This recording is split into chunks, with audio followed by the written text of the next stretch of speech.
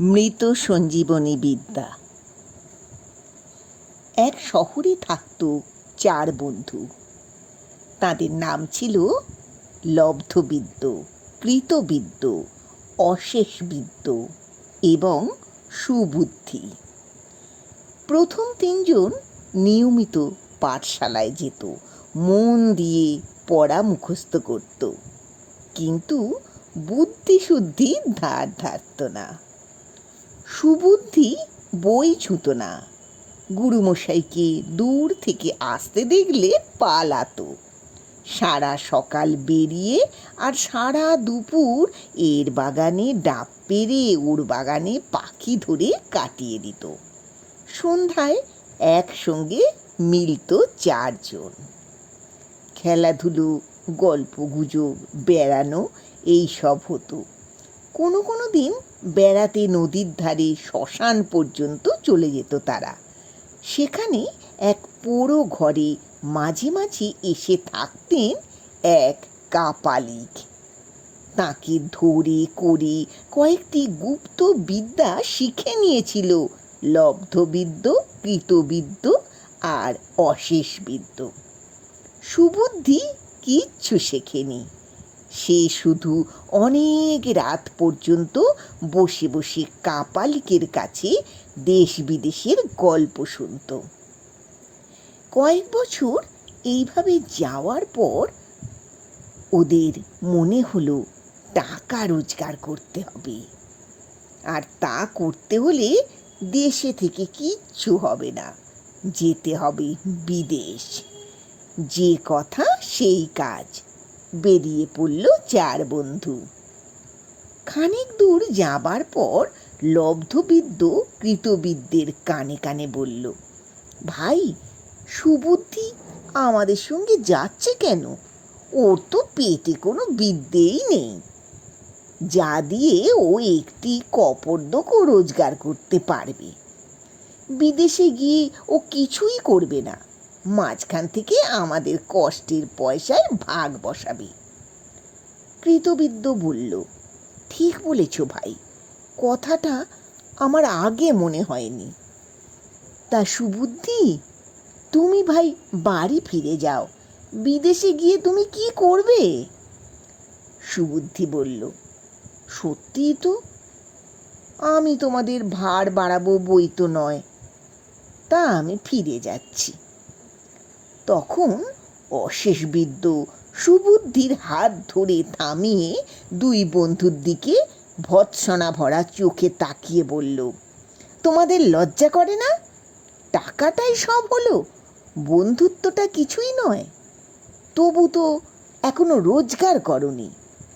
সুবুদ্ধি যদি না যায় তাহলে আমিও যাব না, তোমরা দুজনে যাও। তখন দুজনে খুব লজ্জিত হয়ে বলল, সত্যি ভারী অন্যায় হয়ে গেছে আমাদের। সুবুদ্ধি, তুমি ভাই আমাদের মাপ করো।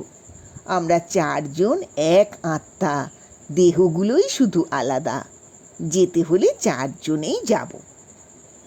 এই কথার পর অশেষ বিদ্যার রাগ পড়ে গেল। হাসতে হাসতে গল্প করতে করতে পথ চলতে লাগলো 4 জন মিলে। যেতে যেতে পথে পড়ল এক বন। বনের মধ্যে ঢুকে খানিক দূর এগিয়ে দেখা গেল এক জায়গায় কতকগুলি হাড়গোড় পড়ে রয়েছে। হাড়ের ওপর 3 জনকে ঝুঁকে পড়তে দেখে সুবুদ্ধি বলল, হাড় দেখে কি করবে ভাই, পা চালিয়ে চলো, সন্ধ্যের আগেই বন পেরোতে হবে তো। অশেষবিদ্য ততক্ষণে চোখ বুজে বিড়বিড় করে মন্তর পড়তে আরম্ভ করেছে।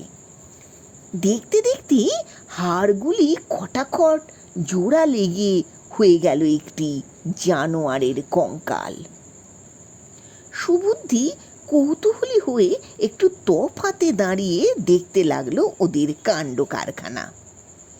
এবার কৃতবিদ্য মন্ত্র পড়তে আরম্ভ করল। মন্ত্র উচ্চারণের সঙ্গে সঙ্গে কঙ্কালের হাড়ে মাংস গজালো। শিরা, উপশিরা, চর্বি, স্নায়ু, নাড়ি, রক্ত, চামড়া, চোখ, কান আর সবশেষে কেশর যোগ হয়ে দেখা গেল একটি সিংহ মরে পড়ে রয়েছে। এবার লব্ধবিদ্যর পালা। আসন পিঁড়ি হয়ে বসে চোখ বুজে মন্ত্র পড়তে যাবে। এমন সময় সুবুদ্ধি এগিয়ে এসে বলল, সব তো হলো, আবার মন্ত্র কিসের? লব্ধবিদ্য বেশ একটু বিরক্ত হয়ে চোখ মেলে বলল, এ সময় গন্ডগোল করো না। এ তোমার পাখি ধরা কিংবা গাছে চড়া নয়, এ হচ্ছে মৃত সঞ্জীবনী মন্ত্র, রীতিমতো কঠিন ব্যাপার। এসব তুমি বুঝবে না, তুমি সরে দাঁড়াও। সুবুদ্ধি বলল, তার মানে সিংহটাকে তুমি মন্ত্র পড়ে বাঁচিয়ে তুলবে, এই তো? কিন্তু মৃত সঞ্জীবনীর পরে জীবিত মারণী বিদ্যেটা তোমার জানা আছে কি? লব্ধবিদ্য বলল, না, ওই মৃত সঞ্জীবনী পর্যন্তই শেখা হয়েছিল, তারপরেই তো কাপালিক চলে গেলেন। তুমি যেটা নাম করছো ওর নাম তো কই তার কাছে কখনো শুনিনি। বানিয়ে বানিয়ে কি যা তা বলছো, নাকি লুকিয়ে লুকিয়ে আমাদের ওপর টেক্কা দিয়ে শিখে নিয়েছো? সুবুদ্ধি বললে, না ভাই, তোমাদের ওপর টেক্কা দেবার দুঃসাহস আমার নেই। আর বিদ্যে জিনিসটার ওপর যেটুকু ভালোবাসা ছিল তোমাদের দেখে দেখে সেটুকুও উবে গেছে। বিদ্যের চাষ করে করে মাথাটাকে এতই ভোঁতা করে ফেলেছ যে সিংহটাকে বাঁচালে নিজেদের কি হবে সেটুকু ভেবে দেখবার মতো বুদ্ধিও আর অবশিষ্ট নেই। বেঁচে থাকলে মৃত সঞ্জীবনী মন্ত্র অনেক কাজে লাগবে। ভবিষ্যতের জন্যে ওটা তুলে রেখে দিয়ে এখন চলো আমরা এগিয়ে যাই, এমনিতেই অনেক দেরি হয়ে গেছে। লব্ধবিদ্য খুব রাগ করে বলল, সব ভালো কাজেই তোমার আপত্তি, এই জন্যেই তোমাকে আনতে চাইনি। মন্ত্রের মাহাত্ম্য তুমি কি বুঝবে? তুমি কি ভেবেছ তোমার কথায় ভুলে মন্ত্র প্রয়োগ না করেই আমি চলে যাব? এমন একটা সুযোগ হাতছাড়া করব? তখন কৃতবিদ্য আর অশেষবিদ্য বলে উঠল, সত্যি ভাই সুবুদ্ধি, এ তুমি কি বলছো? মন্ত্রের ক্ষমতাটা একবার নিজের চোখে দেখো, তাহলে তোমার মত পাল্টে যাবে। সুবুদ্ধি বলল, মন্ত্রের ক্ষমতাটা গাছে চড়ে দেখলে হয় না? এই তো কাছেই একটা উঁচু মজবুত গাছ রয়েছে, এসো এটাতে উঠে পড়ি।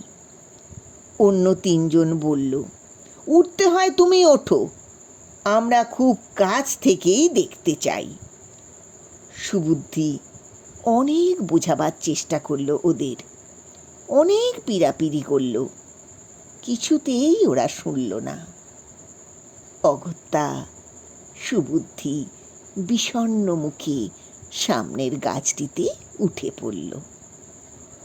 লব্ধবিদ্য মন্ত্র পড়তে আরম্ভ করল। প্রথমে সিংহের শরীরটা একটু নড়ে উঠল, তারপর আস্তে আস্তে চোখ খুলে উঠে দাঁড়ালো সিংহ। মন্ত্র শেষ হতেই বন কাঁপিয়ে গর্জন করে উঠে সিংহ লাফিয়ে পড়ল তিনজনের ঘাড়ে।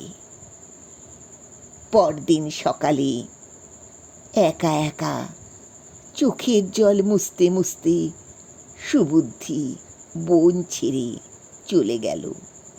কোথায় গেল কেউ জানে না, আর কোনোদিন ফেরেনি সে।